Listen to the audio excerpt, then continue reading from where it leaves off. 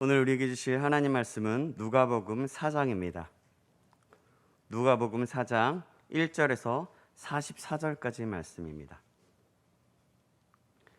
누가복음 4장 1절에서 44절 말씀, 신약성경 93페이지입니다. 제가 한 구절, 여러분이 한 구절 교독하도록 하겠습니다.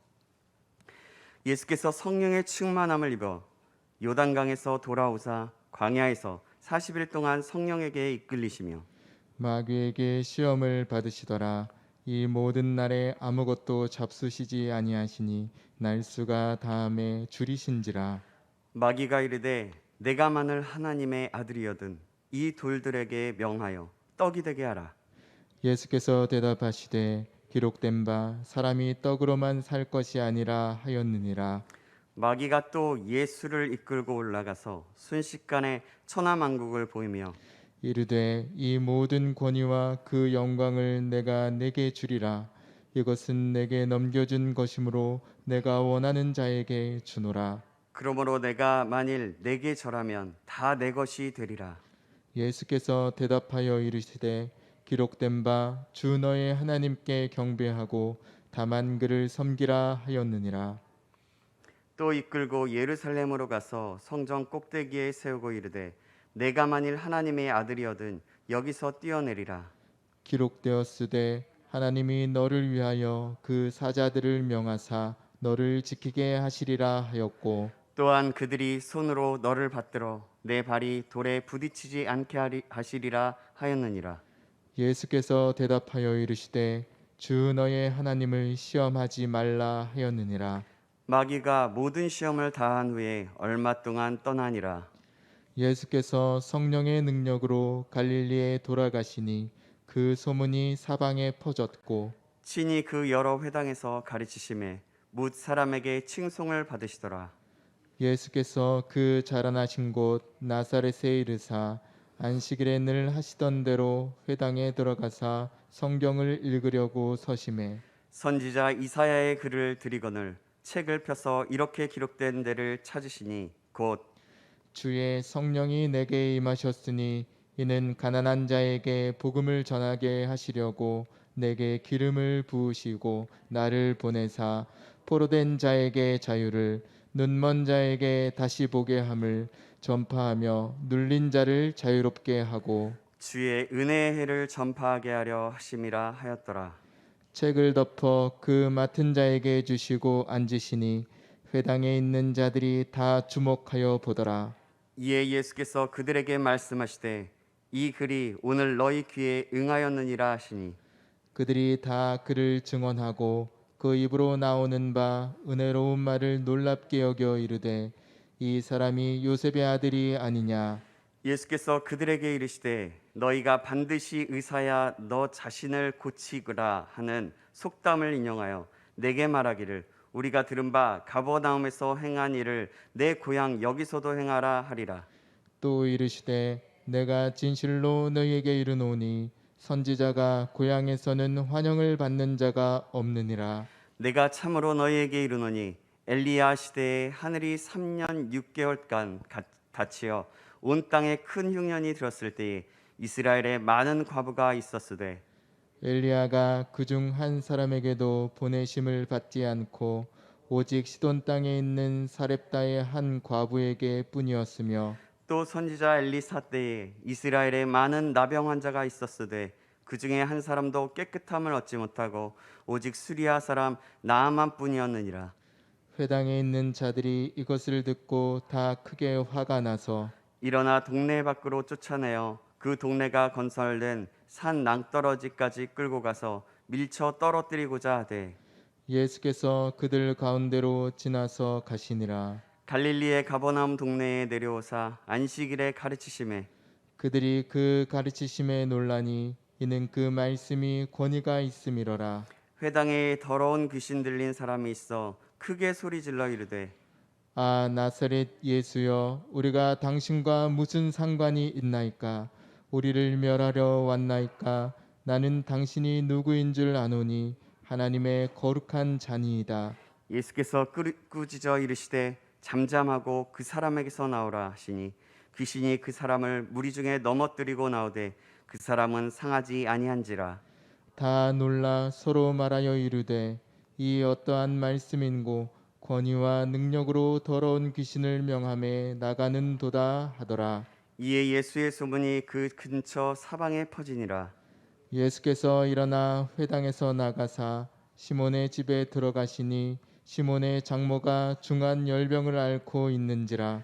사람들이 그를 위하여 예수께 구하니 예수께서 가까이 서서 열병을 꾸짖으신데 병이 떠나고 여자가 곧 일어나 그들에게 수종드니라.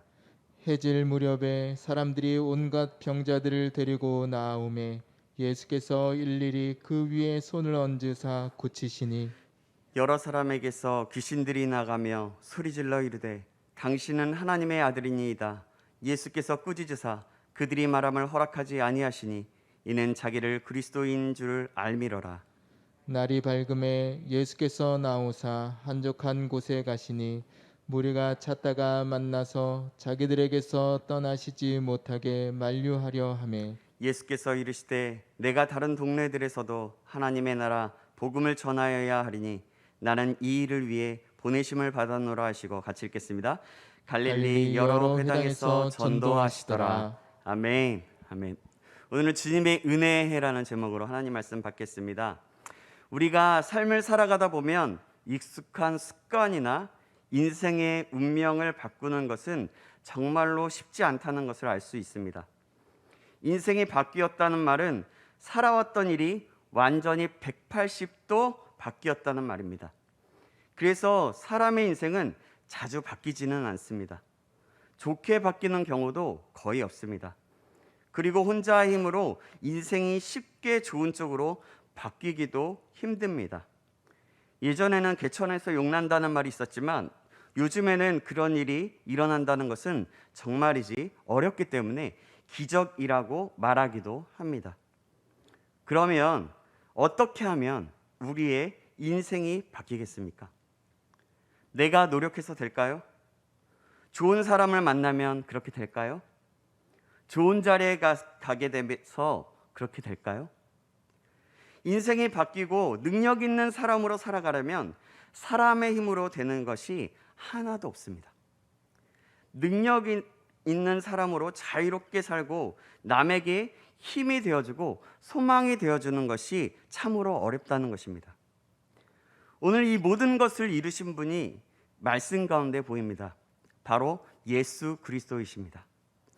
그분은 우리와 같이 인간의 정신과 인간의 몸을 가지고 이 땅에서 사셨습니다. 그러나 예수님은 우리와 달랐습니다. 어떻게 달랐을까요? 예수님께서 친히 성령의 충만함으로 살 때 하나님께서 어떻게 이 세상에서 살아가게 하셨는지 보여주셨습니다. 이 축복의 인생이 무엇인지 오늘 말씀을 통해서 아시기 바랍니다. 그래서 진정으로 변화되는 우리의 인생이 바뀌어지는 놀라운 은혜가 있기를 주님의 이름으로 축복합니다. 마귀에게 시험을 받으시고 그 시험을 모두 통과한 후에 예수님께서는 고향 갈릴리로 가셨습니다. 여기서 중요한 것은 마귀의 시험 후에 성령의 능력이 예수님께 있으셨다는 것입니다. 14절에서 16절 말씀을 보면 알 수가 있습니다. 14절 말씀 제가 읽고 15절 말씀 여러분이 읽고 16절 말씀 같이 읽겠습니다. 예수께서 성령의 능력으로 갈릴리에 돌아가시니 그 소문이 사방에 퍼졌고 친히 그 여러 회당에서 가르치심에 뭇 사람에게 칭송을 받으시더라. 함께 읽겠습니다.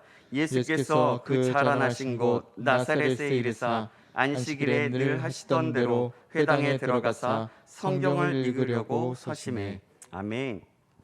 이렇게 예수님께서는 성령의 능력이 함께 하셨습니다. 그런데 여러분, 성령의 능력이 함께 있기 전에 먼저 마귀에게 시험을 받으신 내용이 있는데요. 마귀에게 시험 받으신 내용은 무엇입니까? 오늘 본문 1절에서 13절 말씀에 나오는데요. 세 가지 시험을 받으셨고 내용은 이렇습니다. 첫 번째로 금식으로 배고픈 예수님께 마귀는 돌들을 떡으로 만들어 라고 시험했습니다. 그때 예수님께서는 기록된 바 사람이 떡으로만 살 것이 아니라 하였느니라 라고 말씀하시면서 쫓아내셨습니다. 둘째로 마귀는 또 순식간에 천하만국을 보여주면서 자신에게 절하면 세상의 모든 영광과 권위를 다 주겠다고 했습니다. 이에 예수님께서는 기록된 바 주 너의 하나님께 경배하고 다만 그를 섬기라 하였느니라 라고 하시면서 이기셨습니다. 셋째로 마귀는 기록된 바 내가 진짜 하나님의 아들이면 예루살렘 성 꼭대기에서 뛰어내려라 라고 말하면서 진짜 하나님의 아들이면 능력이 있어 다치지 않을 것이라고 시험했습니다. 이에 예수님께서는 주 너의 하나님을 시험하지 말라 하시면서 그 유혹을 이겨내셨습니다. 이렇게 하나님의 말씀으로 예수님은 마귀를 다 이겨내셨습니다. 그 후에 성령의 능력이 임하여 세상으로 나아간 것을 알 수 있습니다. 우리는 간혹 이러한 점을 잘 잃어버립니다. 하나님의 말씀대로 살면 잘 살 줄 압니다. 맞습니다. 잘 살게 되어 있습니다. 그러나 말씀 가운데 파고들어오는 그런 사단 마귀의 유혹과 시험을 우리가 이겨내지 못하면 다 소용이 없습니다. 잘 살 수가 없습니다. 마귀가 예수님께 시험한 것을 우리에게 적용해 보면 어떻습니까? 우리 인간들이 가장 약한 점을 공격합니다. 첫째로 배고픔을 해결하는 것이었습니다. 금식하고 허기 준 예수님께 돌을 떡으로 만들려고 했습니다. 그런데 우리는 어떻습니까? 여러분, 사람들은 배고프면 다들 배반하고 변하게 됩니다. 목마르거나 부족하면 마음이 바뀝니다. 그리고 가장 중요한 것은 육신의 정욕, 욕심 때문에 하나님을 떠납니다. 어떤 사람들은 하나님께 간절히 기도했는데 내가 원하는 직장이 되지 않게 해주셨다고 하나님을 떠납니다. 어떤 사람들은 이 사업으로 큰 돈을 벌고 싶었는데 그렇게 해주지 않는다고 하나님께 등을 돌립니다. 이런 사람들은 말씀의 안에 서 있는 분들이 아닙니다. 이럴 때마다 예수님처럼 믿음을 가지고 말씀으로 기록된 바 사람은 떡으로만 사는 것이 아니라 하나님의 말씀으로 산다라고 해야 성령께서 임하시고 이길 수 있는 것입니다. 둘째로 사람들은 힘을 갖게 되면 약해집니다. 그것을 알고 마귀가 예수님을 공격했던 것입니다. 사람은 자기 마음대로 하고 싶은 욕심이 있습니다. 조금이라도 여유가 있고 자기 능력으로 영광을 얻을 수 있다면 쉽게 교만해집니다. 선교사역도 마찬가지입니다. 제가 알고 있었던 어떤 선교사님의 말씀인데요. 인도에서 사역하시는 목사님께서 어느 집회를 하시면서 이렇게 말씀하셨습니다.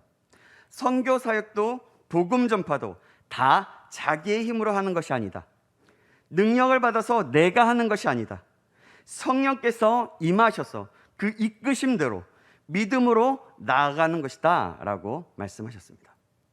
우리들은 간혹 하나님의 일을 하면서 하나님께 영광을 돌려드린다고 하면서 하나님의 일을 핑계로 자신의 업적과 영광을 쌓고 있을 때가 있습니다. 나는 교회의 주일 선수를 잘한다면서 자랑하고, 나는 많이 전도했다고 자랑하고, 나는 헌금을 많이 했다고 자랑하고 있습니다. 이 모든 것이 바로 하나님의 영광을 가리고 마귀의 교묘한 유혹에 빠져버리는 것입니다. 이럴 때마다 우리도 예수님처럼 기록된 바 주 너의 하나님께 경배하고 다만 그를 섬기라 하였느니라 라고 물리치고 승리해야 합니다. 15절을 보십시오. 성령의 능력으로 고향에 돌아와 하나님의 일들을 행할 때 사람들은 예수님을 칭송했습니다. 예수님의 놀라운 사역으로 예수님께서 인기가 많아졌습니다. 많은 사람들이 예수님을 좋아하게 되었습니다. 그러나 마귀의 두 번째 시험을 통과하신 예수님께서는 어떻게 하셨을까요? 그것에 개의치 않으셨습니다. 많은 사람들의 인기보다는 하나님의 일이 먼저가 되셨습니다. 이런 인기를 안고 회당으로 가셨습니다. 거기에 있던 유대인들이 새로운 리더십을 가진 자에게 성경 읽기를 허락하였습니다. 그리고 모든 사람들은 예수님에 대해 잘 알았습니다. 어릴 때에도 보았고 그 부모가 누구인지도 잘 압니다. 그래서 아주 잘 되어서 돌아온 자기 아들처럼 자랑스럽게 여겼을지도 모르겠습니다. 예전에 제가 예수전도단에서 제자훈련을 받고 선교여행을 갔다가 왔을 때 예수님의 이름으로 곳곳에서 복음을 전하고 주의 길을 예배하고 온 형제 자매들을 환영합니다, 이렇게 크게 적어놓고 환영해 주었던 것이 기억에 남습니다. 아마도 이렇게 회당의 유대인들도 갈릴리의 자랑이 되어서 돌아온 그 예수님에게 요즘으로 따지면 현수막이라도 붙여드리고 싶었던 것 같습니다.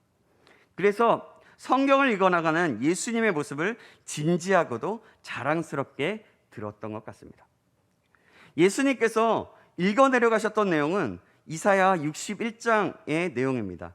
그 내용의 본문, 오늘 본문 17절에서 19절 말씀에 나옵니다. 17절에서 19절 말씀 한 절씩 한 절씩 교독하겠습니다.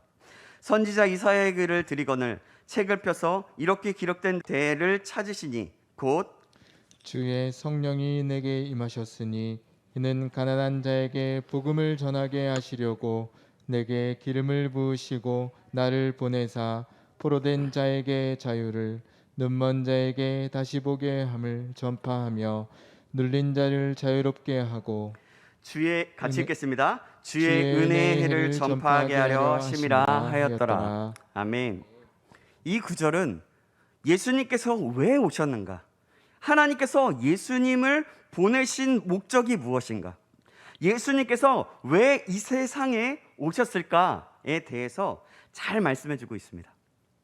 우선 생각해보면 예수님께서는 이 세상의 모든 지도자들이 하실 수 없는 일들을 다 이루고 가셨습니다. 가난한 자에게 복음을 전하시고 묶여서 고통당하는 자들에게 구원을, 아무것도 잘 몰라서 늘 무시당하고 눌려있는 자들에게 자유를 주셔서 하나님의 은혜를 선포하게 하셨습니다. 이 모든 것은 바로 성령이 내게 임하심으로 이루어진 것임을 예수님께서는 말씀하셨습니다. 그럼 예수님께서 성령 충만으로 이 세상에서 어떤 일을 하시기로 정해졌었는지 하나하나 살펴보도록 하겠습니다. 첫째로 가난한 자에게 복음을 전하러 오셨습니다. 여기서 가난한 자란 돈이 없어서 가난한 사람도 있지만 특히 심령이 가난한 자도 포함됩니다. 육적으로도 영적으로도 공허하고 힘들고 괴로운 사람, 그런 사람들에게 복음을 전하러 오신 것입니다. 진짜 부자로 사는 것이 무엇입니까? 부족한 것을 채우는 것입니다. 없어진 것을 회복하는 것입니다. 우리가 영역으로 회복되려면 어떻게 되어야 할까요? 그것은 하나님께서 우리를 회복시켜 주시고 채워주셔야 가능합니다. 그래서 복음으로 우리가 타락하기 이전의 모습으로 되돌리시려는 것입니다. 사람들은 원래 하나님의 형상으로 지음을 받았습니다. 그러나 죄악으로 그 형상을 잃어버렸습니다. 그래서 하나님께서는 예수님을 이 땅에 보내셔서 그 잃어버린 하나님의 형상을 회복시키시기 위해 오신 것입니다. 영적으로든 육적으로든 회복되어 참된 부요함 가운데 살게 하기 위하여 주님은 우리에게 이 복음을 주셨습니다. 이 복음만이 우리를 온전히 회복시킬 수 있음을 기억하시고 믿는 저와 여러분 되시기를 주님의 이름으로 축복합니다. 두 번째로 포로된 자에게 자유를 주셨습니다. 인간은 원래 자유인이었습니다. 그러나 범죄한 후에 인간은 죽음의 노예가 되었습니다. 죽음 앞에 꼼짝달싹할 수 없는 존재가 된 것입니다. 그런데 예수님께서 그 죽음을 해결하셨습니다. 대신 죽어주셨고 사흘 만에 다시 살아나셨습니다. 그래서 누구든지 그 예수님을 믿기만 하면 죽음의 권세에서 해방되는 것입니다. 이 구절을 단순히 감옥에 갇힌 사람들만 이야기하는 것은 아닙니다. 이스라엘이 바벨론의 포로가 되었다가 해방하게 된 것을 의미합니다. 그러나 하나님은 이 사건을 인용해 우리의 죄와 죽음의 사슬에 묶여있는 사람들을 회복시키는 것으로 적용하셨습니다. 예수님께서 포로된 자에게 자유를 선포하신 것입니다. 이 세상을 사는 사람들은 무언가에 다 포로가 되어 있습니다. 물질의 포로가 되어 있기도 하고 세상의 권력의 포로가 되어 있기도 합니다.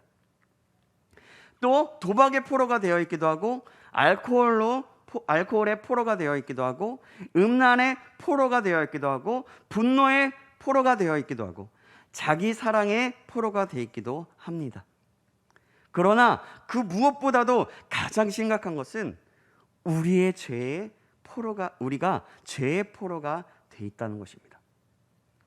우리 인간의 힘으로는 이 죄로부터 자유함을 받을 수가 없습니다. 만약에 우리가 죄를 회개하고 예수님께 맡기면 그 죄를 우리는 죄 용서함을 받고 의인이 되어 영원한 천국에 들어가게 됩니다. 만약 우리의 죄를 우리가 짊어지고 있으면 그 죄 때문에 우리는 영원한 지옥에 가게 될 것입니다. 이것은 하나님의 주권 안에 있는 것이기도 하지만 우리의 의지와 믿음에 달려있기도 한 것입니다. 사랑하는 여러분, 우리도 죄의 사슬에 매여서 살지 않고 주님이 주신 자유를 누리기를 간절히 소망합니다. 그리고 주님의 이름으로 축복합니다. 아멘. 그럼 예수님께서 성령 충만하여서 세 번째로 어떤 일을 하셨습니까? 세 번째로 눈먼 자를 다시 보게 하셨습니다. 유대 지역은 태양의 직사광선과 사막의 모래바람으로서 시력을 잃는 자들이 많았습니다. 눈이 멀게 되면 그의 인생은 세상 밖으로 밀려나게 됩니다. 직장을 잃게 되고 사회로부터 가장 가난하고 약자의 자리에 내려가는 것입니다. 한마디로 모든 것을 잃게 되어 거지가 되는 것입니다. 성경에 소개되는 맹인은 대개 거지로 소개됩니다. 맹인은 한마디로 세상에서 버림받은 인생입니다. 그러한 인생은 행복을 기대할 수가 없습니다. 목숨만 붙어 있지 죽지 못해서 사는 인생입니다. 그러나 예수님을 만나면 인생이 바뀌는 것입니다. 육적인 눈으로만 뿐만이 아니라 영적인 눈이 띄어지기 때문입니다. 원래 하나님의 에덴 동산에서 살던 우리들은 아담과 하와는 영적으로 아주 밝게 볼 수 있는 그런 존재였습니다. 그리고 하나님보다 조금 못한 존재였습니다. 그러나 죄로 인해 우리의 눈은 어두워졌습니다. 마치 똑바로 보지 못하고 사람의 실루엣만 보듯이 육신만 보게 되었습니다. 그러다 보니 보이는 것만 확실하고 보이는 것에 집중하고 보이는 것 외에는 다 소용이 없어져 버렸습니다. 이런 우리들에게 하나님께서는 영적으로 제대로 보게 하시려고 예수님을 보내주신 것입니다. 할렐루야, 아멘. 이 사실을 기억하시기 바랍니다. 아멘. 그럼 네 번째는 무엇일까요? 네 번째로는 눌린 자를 자유케 하셨습니다. 여러분 중에 가위를 눌린 적이 있으십니까? 가위를 눌리면 꼼짝할 수가 없다고 합니다. 입도 벌리지 못한다고 합니다. 꼭 죽을 것 같지만 거기서 벗어나기가 너무 힘듭니다. 마귀에게 눌리면 가위에 눌린 것처럼 증상과 비슷합니다. 마귀가 마음을 누르면 마음의 병이 생깁니다. 육신을 누르면 육신의 병이 생깁니다. 환경을 누르면 환경의 문제가 생기고 관계를 누르면 관계의 문제가 생깁니다. 거기서 벗어나고 싶어도 벗어나기가 너무 힘듭니다. 예전에 고 조용기 목사님께서 정말 성령의 충만함으로 활동적인 사역을 하셨을 때 하셨던 말씀입니다. 마귀는 처음에 우리를 따라다니다가 안 쫓아내면 붙어 다니다가 안 쫓아내면 그 다음에는 올라타도 그대로 내버려두면 억압한다. 자유를 빼앗는 것이다. 이렇게 되면 마귀에 눌리는 것이다 라고 말씀하셨던 기억이 있습니다. 어떤 사람은 이 세상에 마귀가 인기는 어디 있느냐라고 말합니다. 그렇게 말하는 것은 영안이 열리지 않아서 그렇습니다. 영적인 눈이 열려서 보면 마귀가 사람을 누린다는 것을 알 수 있습니다. 마귀에게 눌리면 영적으로 답답해지고 마귀가 원하는 대로 끌려다닙니다. 그러나 예수님께서는 그 마귀의 시험들을 이기셨고 십자가에 달려 돌아가시고 부활하셔서 완전히 마귀들을 물리치셨습니다. 그래서 사도행전 10장 38절에 보면 하나님이 나사렛 예수에게 성령과 능력을 기름 붓듯 하셨음에 그가 두루 다니시며 선한 일을 행하시고 마귀에게 눌린 모든 사람을 고치셨으니 이는 하나님이 함께 하셨음이라 라고 말씀합니다. 예수님은 성령의 능력으로 마귀에게 눌린 자들을 고쳐주셨습니다. 그리고 말씀의 능력으로 고쳐주셨습니다. 감사한 것은 예수님의 능력으로, 예수님께 능력으로 역사하셔서 또 마귀에게 눌린 자들을 고치셨던 성령님께서 우리와 함께 하신다는 겁니다. 이 사실을 기억하고 성령의 충만함으로 나아가 예수님의 이름으로 진리된 말씀으로 마귀를 이기시는 저와 여러분 되길 주님의 이름으로 축원합니다. 아멘. 마지막으로 예수님은 주의 은혜를 전파하기 위해서 오셨습니다. 이것은 아주 본질적인 이유입니다. 예수님께서 오신 이유는 하나님의 은혜를 보이시기 위해 오신 것입니다. 은혜의 날이 곧 오는데 그 날을 위해서 여러 가지 일들을 하면서 준비하기 위해 오신 것입니다. 그리고 홀로 일하신 것이 아니라 성령의 능력으로 하셨습니다. 그리고 많은 자들에게 하나님께서 주시는 구원과 자유함을 주셨습니다. 그래서 여기서 말하는 은혜라고 할 때는 그 해는 1년, 2년, 3년 그 연을 말합니다. 다시 말하면 희년의 해를 선포하기 위해 오셨다는 것입니다. 이스라엘 사람들에게 은혜에는 50년마다 오는 희년을 뜻합니다. 7년마다 안식년이 옵니다. 그 안식년이 7번 지난 후에 희년이 옵니다. 그때가 되면 모든 것이 해방됩니다.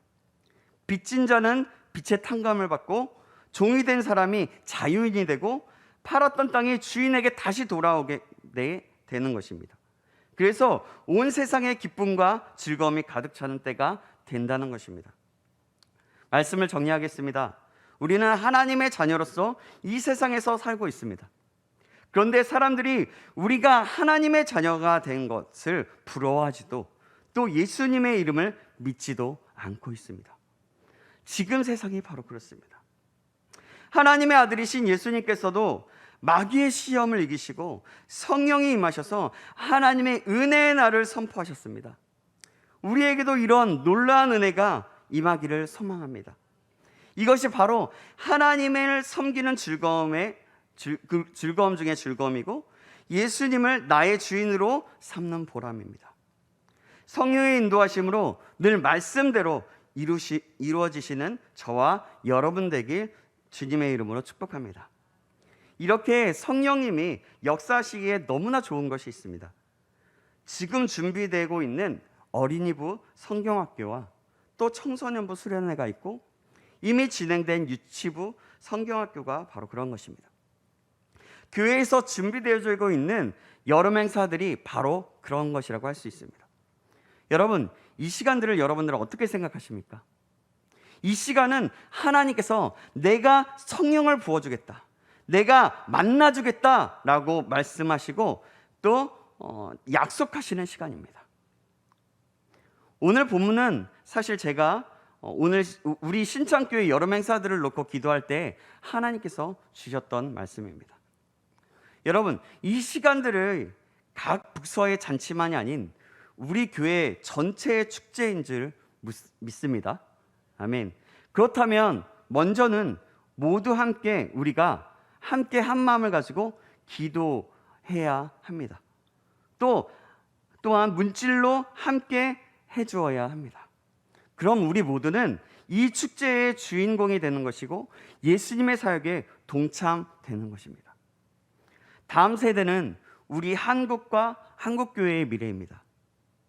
우리 신창교회의 미래입니다. 그렇다면 이들이 영적인 은혜를 경험해야 되지 않겠습니까? 그리고 자녀들에게 또 손주들이 있다면 손주들에게 모두 권면해 주시고 어린이부 성경학교로 또 청소년부 수련회로 청년부 수련회로 보내주십시오. 가길 싫어한다면 이번 한 번만 꼭 가봐라고 이야기하고 또 강권해 주십시오. 각 부서별로 정말 많이 기도하며 준비하고 있습니다.